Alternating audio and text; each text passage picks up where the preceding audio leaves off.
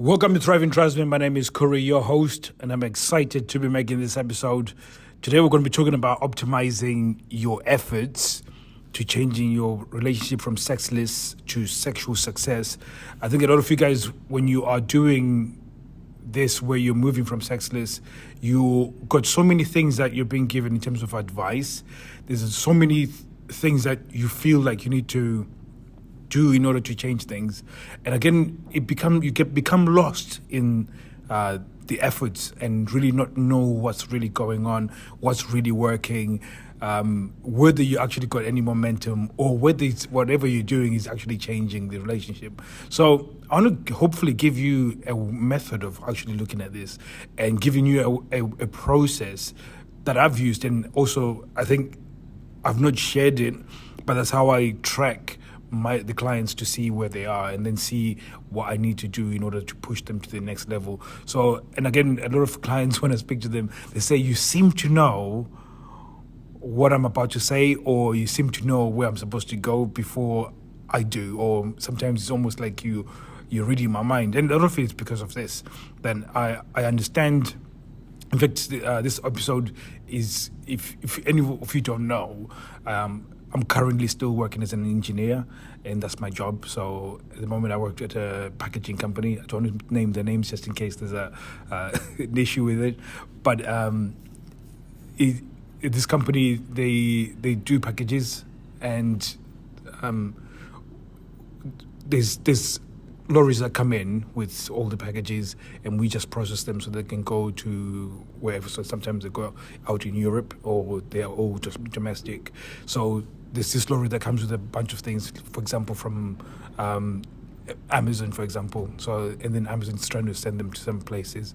So what will happen generally is that they would come in and they'll pack up on a bay, and then they'll be put on to a conveyor, and that will be what we call the input. So you put in this, and then you process them, send them to the destination, which then becomes the output. So within this process, whether it's the input, whether the process, and then the output, there's certain things that we are then having to track, which is how much of that is gone directly to the location, how quickly did it go to the location, was there any damages along the way, and we have to, was it scanned correctly, is it going to the right destination? So there's all these things that you have to account for, and when you optimize all of those things, then you become in fact, you become very efficient, and the more efficient you are, then the process becomes a lot easier, and therefore we can provide a very good service for the customers. And this is one of the things that we're looking at consistently, and I've applied this in terms of how I coach, and I want you guys to start applying the same thought process when it comes to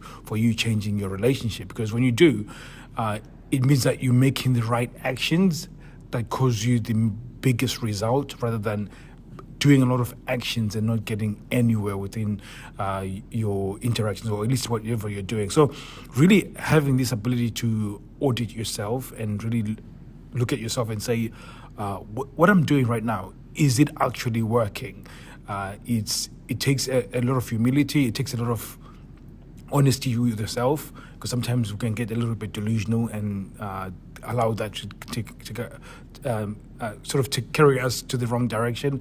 And therefore, some of you guys, you find yourself really frustrated and not depressed and not knowing where to go, because you've just really not taken the time to really ask yourself, this action that I'm doing, like, is it the right action? So it really understanding this and really stopping and auditing yourself becomes a very important part, because it empowers you to then make the right moves. So you're not wasting energy just doing the things for the sake of doing it. So I'm going to break it down quickly, because I've already tried to put some background on it so you can understand where we're going.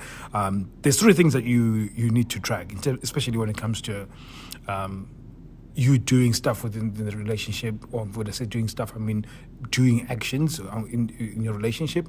So the first one is definitely it's the actions that you're taking, and what that is just I think I spoke 3 days ago, I made an episode about interest, desire, arousal. So those are the actions that you're taking. So as I'm speaking to my spouse, I'm trying to generate interest sexually, and then I'm trying to create an environment where she feels desire, and then hopefully that will take us into arousal. So those will be your normal actions. And when you do those actions, you then start tracking them to seeing what is it, how did I do when I was doing the interest, and what are the actions that I was taking in order to get interest. When you start looking at what you've done, you then can audit yourself and say, was that the right time? When is she most receptive?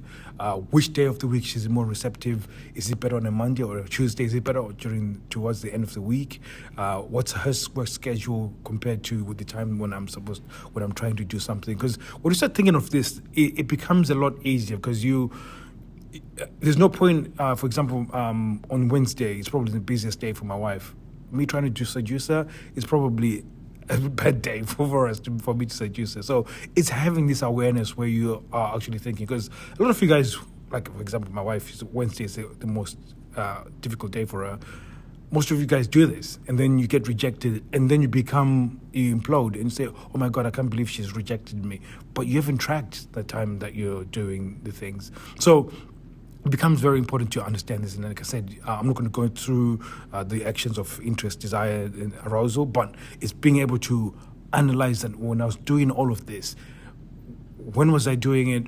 When did I get the most reception? And when was the time when I got a friction? When was the time when I actually got an outright rejection? When was that happening? And what was the conditions? What happened? And when you can do this, you can start, it reframes how you see rejection, because all of a sudden you're using that as a way of feedbacking, so you know when to re-enter or redo the thing in order to get to the place where you need to go. So again, the other bit is that you have to track is the intent.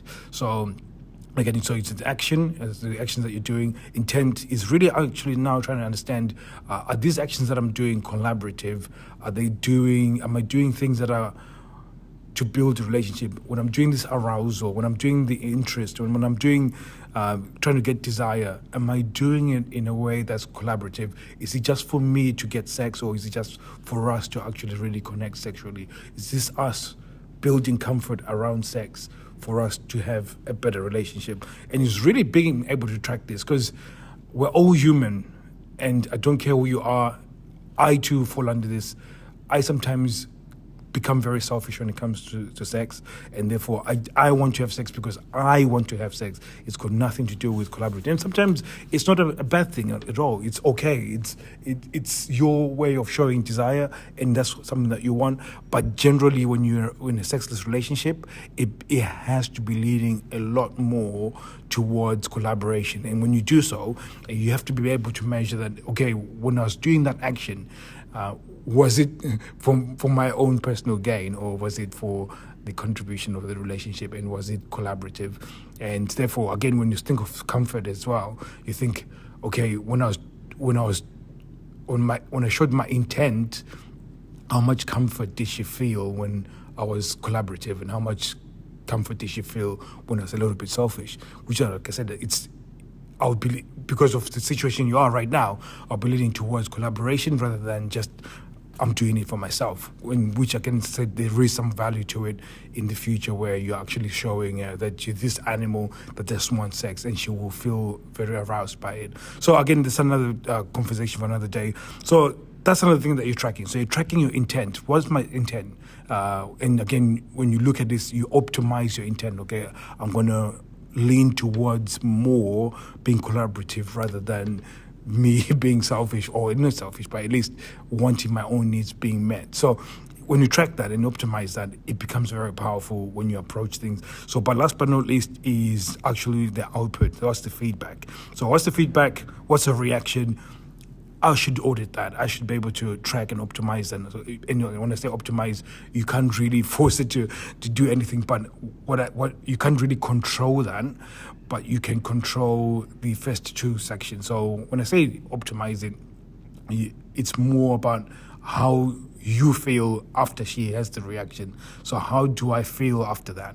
And that's a very important thing, because a lot of you guys, when you get rejected, how you feel when you get rejected, you can optimize that. and I'm pausing because I need you can't control how you feel every time she rejects you. If you don't have a way of controlling that, you've got no chance of changing that sexless relationship. I'll repeat that. If you don't know how to control how you feel when you get rejected, you've got no chance of changing a sexless relationship.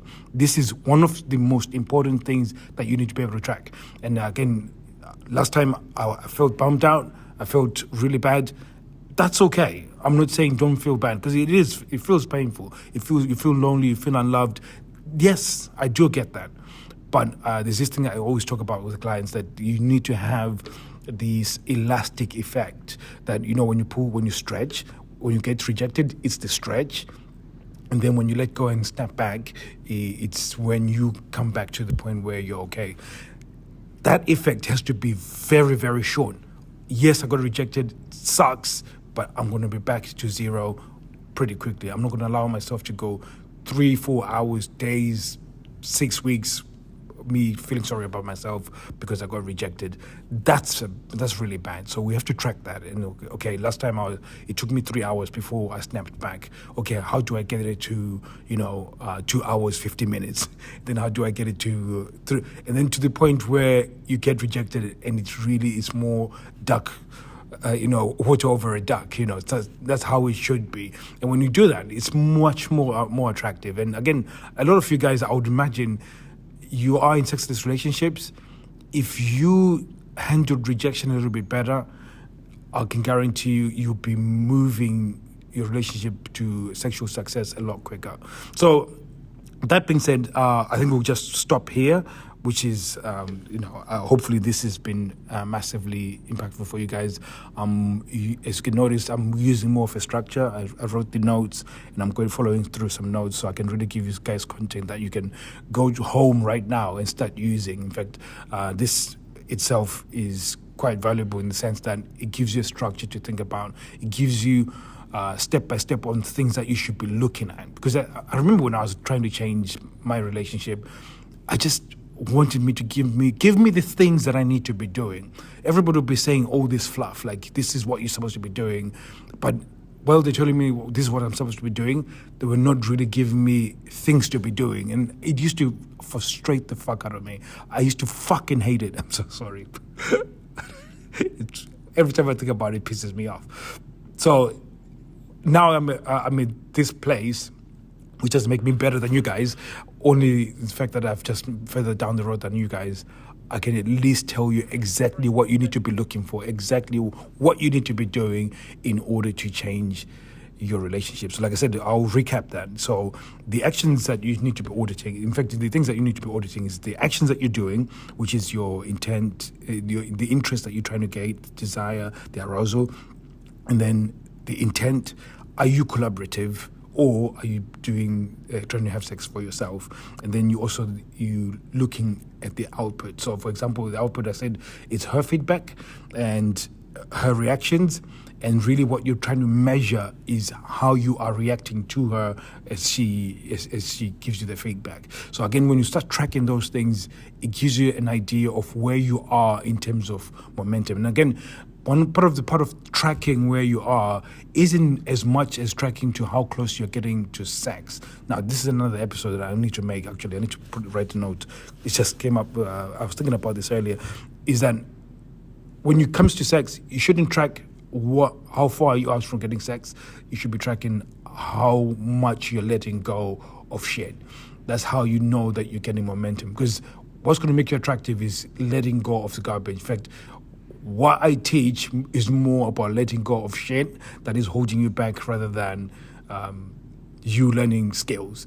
In fact, the learning of skills is probably 10% of what I teach, and that's the seduction stuff. Towards the end, when we have worked some of the shit that is holding you back. In fact, a lot of you, the analogy I was speaking to my daughter recently was that a lot of people woke up, because we're talking about something about regret and how people view life, is that they get this backpack, fill it up with rocks, and then try and walk up a mountain. And that's how most people live their life. And that's how you're doing when it comes to trying to change a sexless relationship. Instead of letting go of the rocks in the rucksack and then trying to go up this mountain without all of that baggage. So really, that's another episode that we'll be talking about.